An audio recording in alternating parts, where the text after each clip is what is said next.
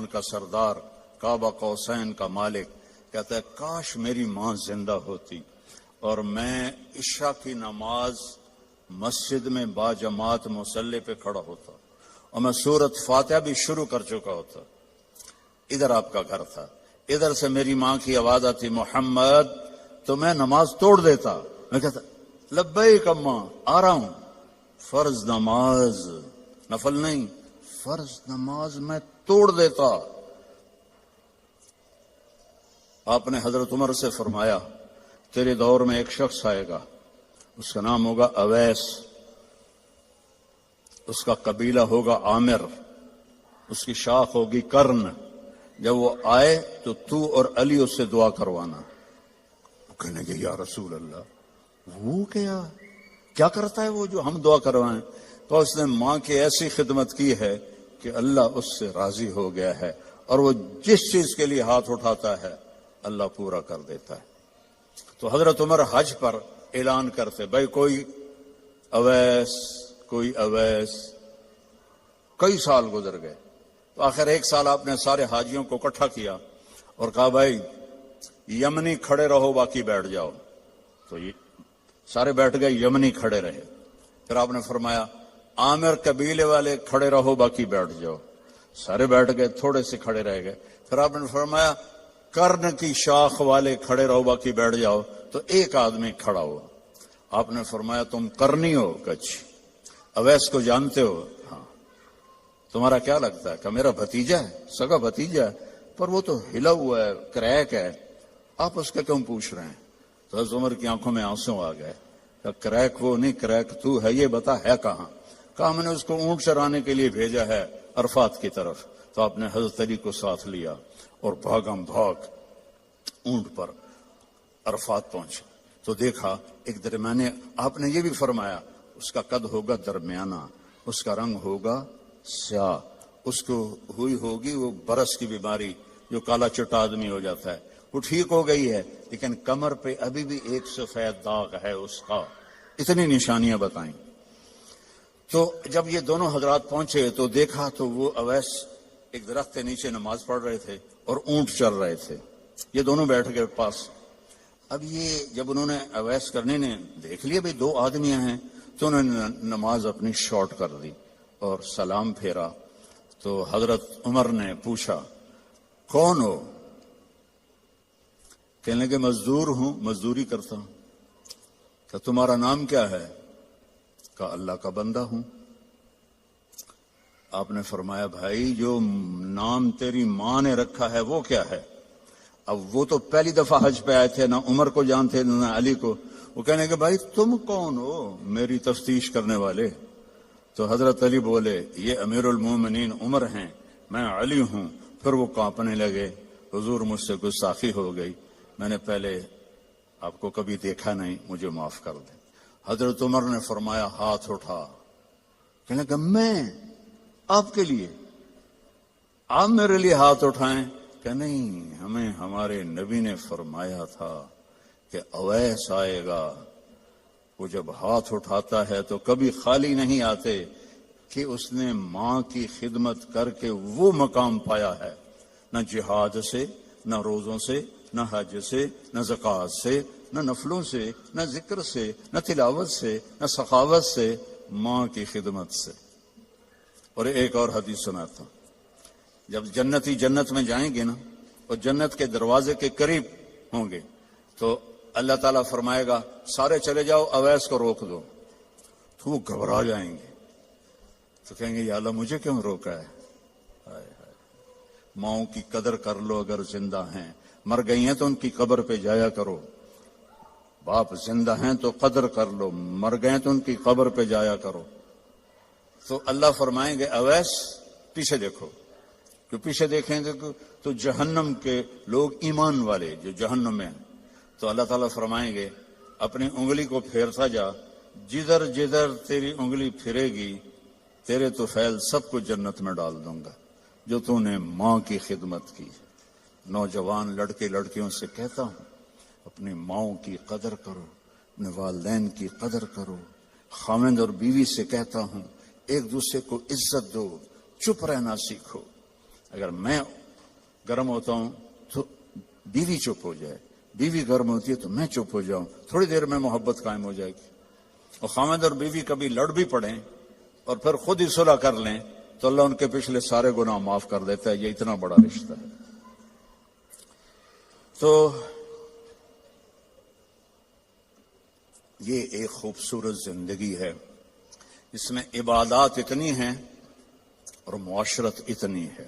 بولنا کیسے ہے، صبر کیسے کرنا ہے، معاف کیسے کرنا ہے، درگزر کیسے کرنا ہے، اپنے آپ کو کیسے جھکانا ہے. تو میرے بھائی بہنوں، اللہ کی قسم، زندگی کا حسن نہ بڑے گھر میں ہے، نہ بڑی گاڑی میں ہے، نہ زیورات میں ہے، نہ بڑے عہدوں میں ہے. زندگی کا حسن نبی کی زندگی کو اپنانے میں ہے. کیونکہ زندگی اندر ہے، باہر نہیں ہے، اندر ہے. اندر میں نہ گاڑی، نہ رولز رائس جاتی ہے، نہ سزوکی جاتی ہے. اندر میں نہ ہیرا جاتا ہے، نہ موتی جاتا ہے. اندر میں تو محبت جاتی ہے، سلوک جاتا ہے. وہ زندگی کو پانی دیتا ہے. تو اس کے ارادے کرو. جو آپس میں لڑے ہوئے ہیں سب صلح کر کے اٹھو، معاف کر کے اٹھو. بھائی بہن لڑے ہوئے ہیں. مجھے بھی پاکستان سے فون آیا ایک بچی کا، وہ حسب حال میں کام کرتی تھی، ناجیہ بیگ. اس کو مجھے فون آیا کہ جی میرا بھائی مجھ سے ناراض ہوا ہے اور اس نے میرا نمبر بھی بلاک کر دیا ہے اور مجھے اپنی ماں سے بھی نہیں ملنے دیتا. میری ماں بیمار ہے، آپ سے دعا کروانا چاہتی ہوں. کہ ماں سے بھی کوئی روکتا ہے، سگا بھائی ہو کر روک رہا ہے. بس تو یہ بد اخلاقی یہاں تک چلی جاتی ہے کہ دل پتھر بن جاتے ہیں. تو یہ بہت بڑا میں آپ کو پیغام دے کے جا رہا ہوں. 5 نمازیں، اور عورتوں کو تو 10 دن ویسے ہی معاف ہے نمازیں. نماز، روزہ، زکوٰۃ، حج، پیسے والے.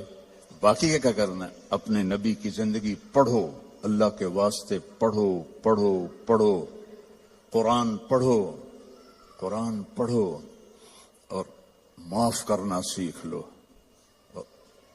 ہونٹ سینا سیکھ لو. آپ سے زیادہ خوشحال کسی کی زندگی نہیں ہوگی.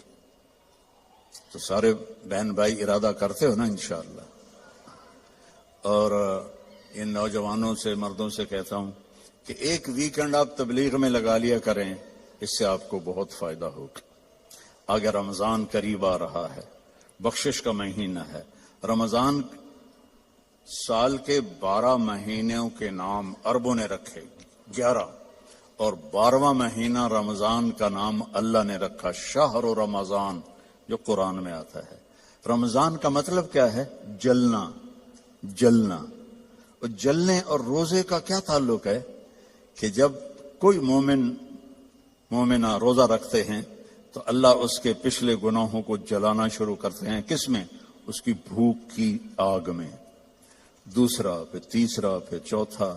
جب آخری روزہ آتا ہے تو اس کے سارے گناہ جل کے راکھ ہو جاتے ہیں، وہ بالکل پاک ہو جاتا ہے.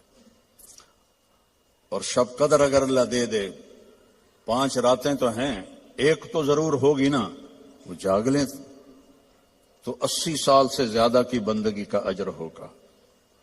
اور 4 آدمی، ان کا کوئی عمل قبول نہیں ہوتا رمضان میں. ایک ماں باپ کا نافرمان،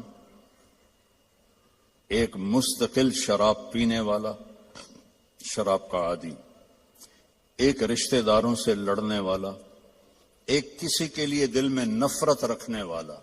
یہ 4 محروم ہو جائیں گے، باقی سب کی بخشش ہو جائے گی. شب قدر میں کوئی جاگ رہا ہے یا سو رہا ہے، سب کی بخشش اللہ کر دیتا ہے سوائے 4 کے. ماں باپ کو تنگ کرنے والا، شراب کا مستقل عادی، تو بیچنے والے کا کیا حال ہوگا؟ رشتہ داروں سے لڑنے والا، دل میں نفرت رکھنے والا. ایک ٹیشو پیپر دینا مجھے، میں آپ کو ایک لفظ کا مطلب سمجھاتا ہوں. ٹیشو پیپر ہے؟ دینا. اللہ تعالیٰ نے اپنی نافرمانی کے لیے لفظ استعمال کیا ہے معصیت، عصا، اور والدین کے لیے کیا ہے عقوق، من عق والدیہ. اقا کسے کہتے ہیں؟ یہ ذرا ٹیشو پیپر دیکھنا. اقا اس کا بعد میں مطلب بتاؤں گا.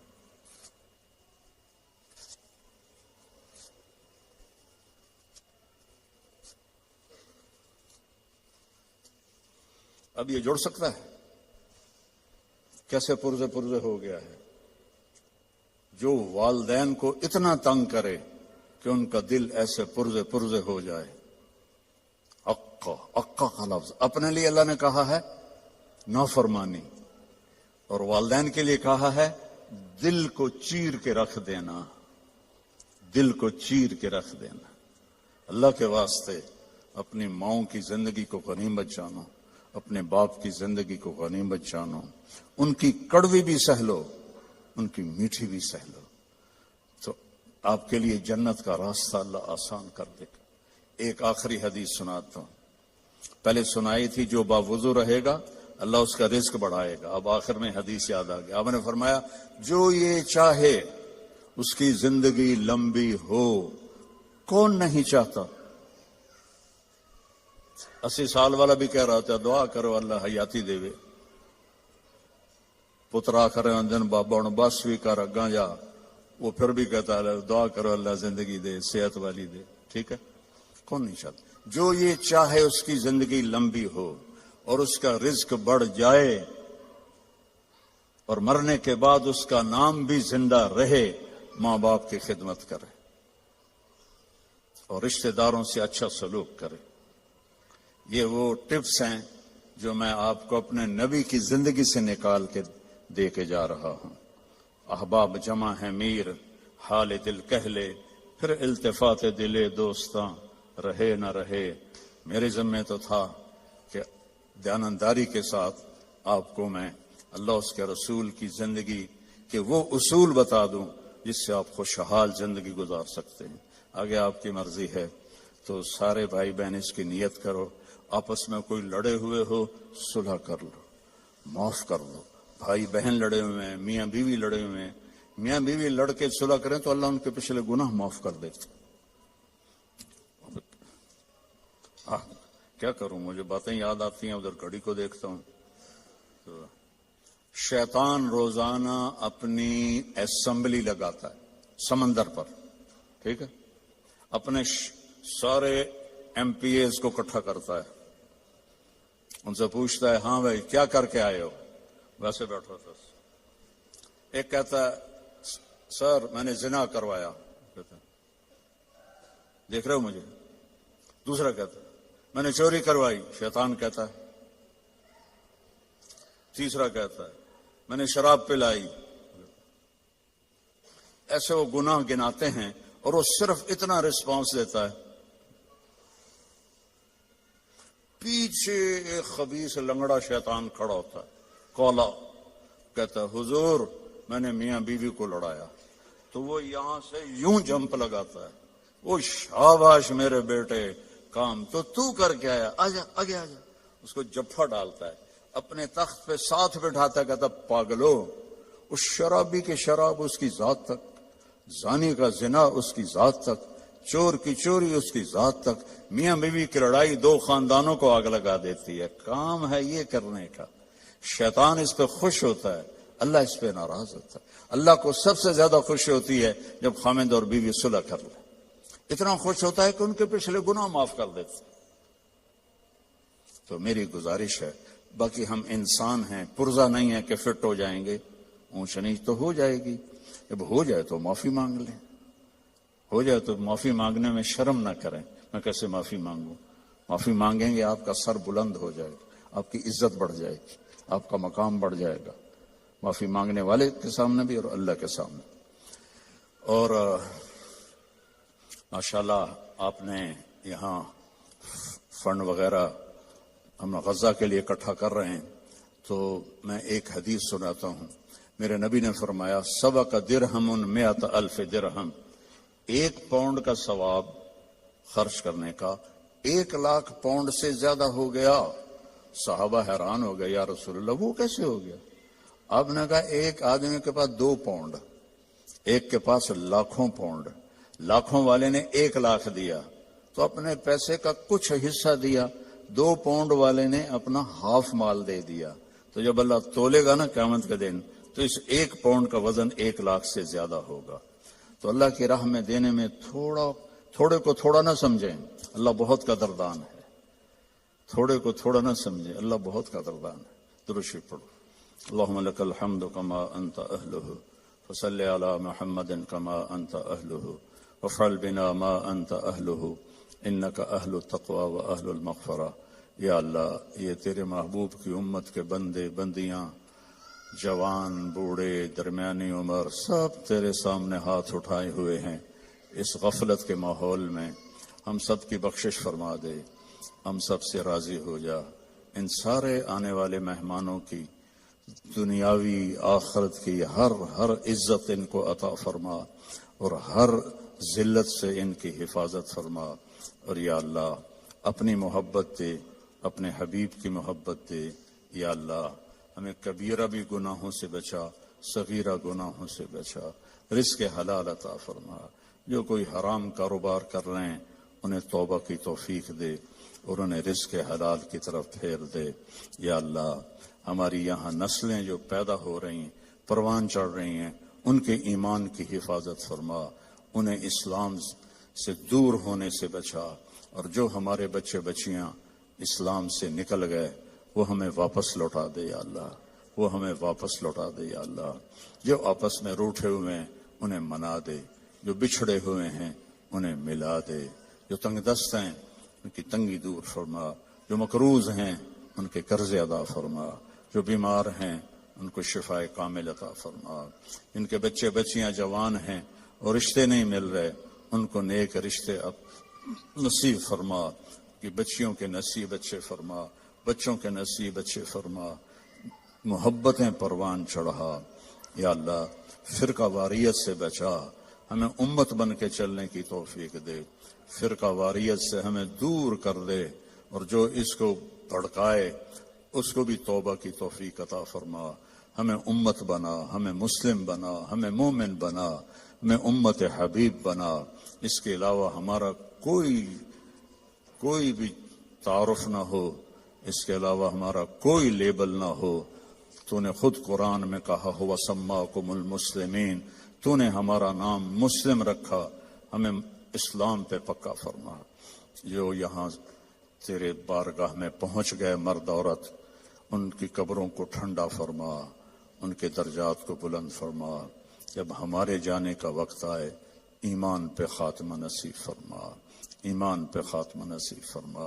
اس سارے مجمع میں مستورات مرد اپنے دلوں میں بہت کچھ تجھ سے مانگنے کے لیے آہیں بھرتے ہیں. تو سب کی سنتا ہے. ان کی آہوں کو قبول فرما اور ان کی مرادوں کو پورا فرما، ان کی مرادوں کو پورا فرما. اور یا اللہ ہماری سلام فاؤنڈیشن اور MTJ فاؤنڈیشن، اس کی خدمت کو قبول فرما، اس میں برکت عطا فرما، اس میں کام کرنے والوں کو بابرکت بنا. یا اللہ تیری عزت کی قسم تیرے بندوں کی مدد کے لیے ہاتھ پھیلایا ہے، ہمیں اس میں دیانتداری نصیب فرما، ہمیں اس میں دیانتداری نصیب فرما. اور ان دکھی بندوں کی فریاد تک پہنچنے کی ہمیں توفیق عطا فرما. اور ان سب آنے والے بہن بھائیوں کو اپنے خزانوں سے بہترین جزائے خیر عطا فرما. اور جنہوں نے یہ سارا پروگرام ارینج کیا ان کو بھی یا اللہ اپنے خزانوں سے عزتیں کامیابیاں نصیب فرما. صلی اللہ تعالی نبی الکریم آمین.